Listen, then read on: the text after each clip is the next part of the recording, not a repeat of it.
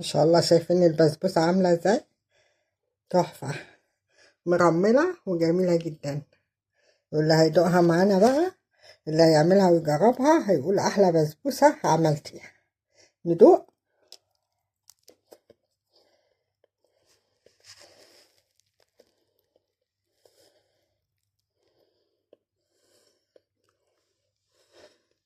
شايفين البسبوسة عاملة ازاي؟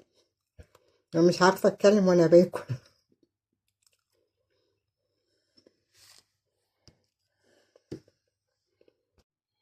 وكده بقى البسبوسة طلعت معانا تحفة، مستوية بقى فوق وتحت وطعمها خطير.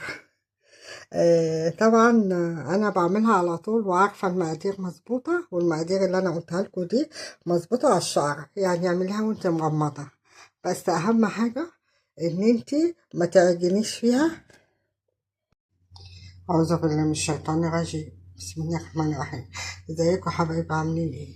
النهارده نعمل مع بعض حاجه حلوه كده ونعمل بسبوسه.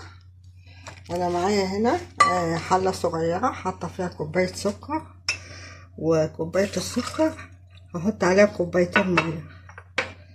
هو المفروض كوباية ونص سكر للي عايز سكر كتير، الحاجة معسلة. بس السكر مش صحة أصلا، يعني على قد ما تقدري قللي منه. فأنا هحط كوباية سكر واحدة وكوبايتين مية بنفس الكوباية اللي أنا عملت بيها السكر. طبعا هحطها تغلي على البوتاجاز لمدة 10 دقايق بس، أو لغاية ما ايه، يعني هوريهولك إن هو يربط شوية معاكي. وكده بقى معايا الدقيق بتاع البسبوسة، معايا 400 جرام. ومعايا هنا معلقتين سمنة بلدي بالمعلقة الكبيرة يعني. ومعايا كوباية زبادي. ومعايا الطاجن اللي انا هحط فيه البسبوسة ده هنا سمنة زي ما انتوا شايفين كده.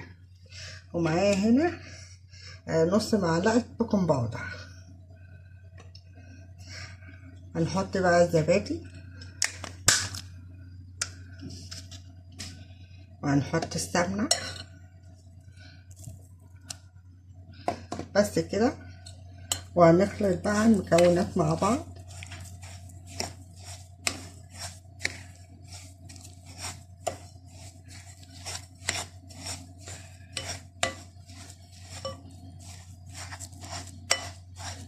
مش محتاجة يعني تدخل ايد، لو انت مش عايزة تعجني بايدك مش مشكلة، مش محتاجة لان هي سهلة جدا. وهقلبها. وكده خلصنا عجن في البسبوسة، شايفين ما شاء الله. انت بتحسها في ايدك، المقادير دي مظبوطة جدا، ولا تزودي ولا تنقصي. هننقل كده لو عايزة تعجنيها بايدك مش بالمعلقة ماشي، مفيش مشكلة اللي يريحك. هنحطها كده في البولة اللي احنا هنعمل فيها. طبعا ده طبق صغير على قد البسبوسه بالظبط، يعني تحاولي تعملي على قد، تحطي في الحاجه اللي انت هتعملي بيها على قد مقدار البسبوسه.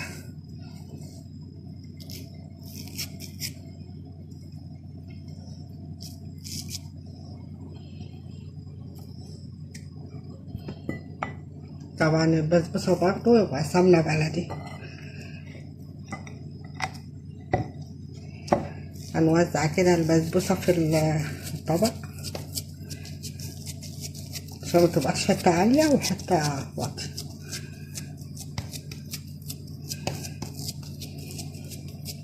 اسويها.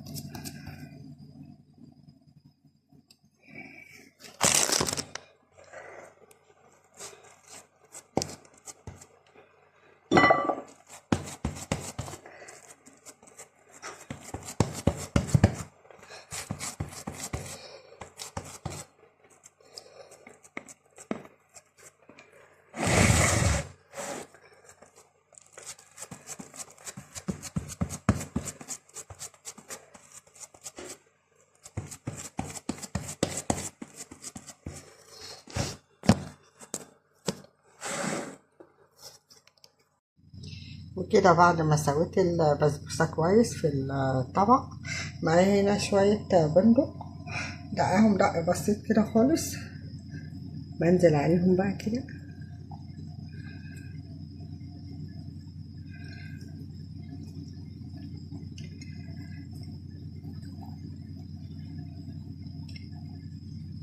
وكده بعد ما غسلت الصينية كويس اوي زي ما انتوا شايفين، عندي شوية بندق هنا طحناهم، بس طحن مش قوي يعني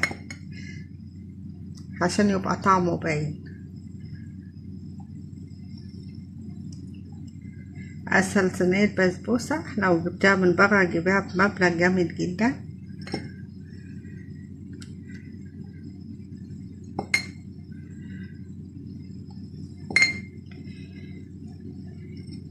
وكده خلصنا البسبوسة.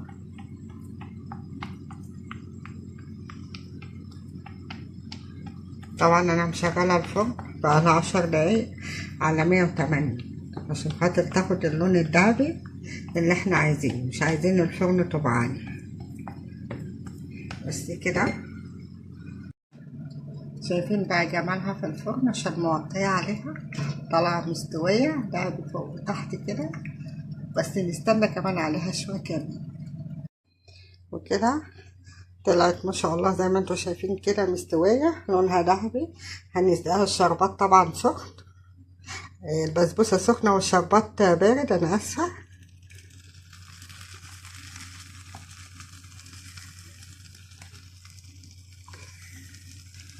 احنا متفقين ان البسبوسة لما تشرب الشربات بسرعة تبقى بسبوسة ناجحة، وهي ناجحة ما شاء الله. شايفين بقى ما شاء الله جميلة ازاي.